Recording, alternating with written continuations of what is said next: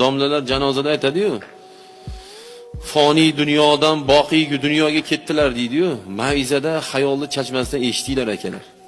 Domla o'sha yerda o'likni yoshini aytadi. Siz o'zingiz, men o'zim qo'limiz bilan kafanni bilsiz, bir qarish tepa mayaqdan qoldirib chugadi, to'g'rimi? U sopi, paqirdi sopi bo'ladi-yu.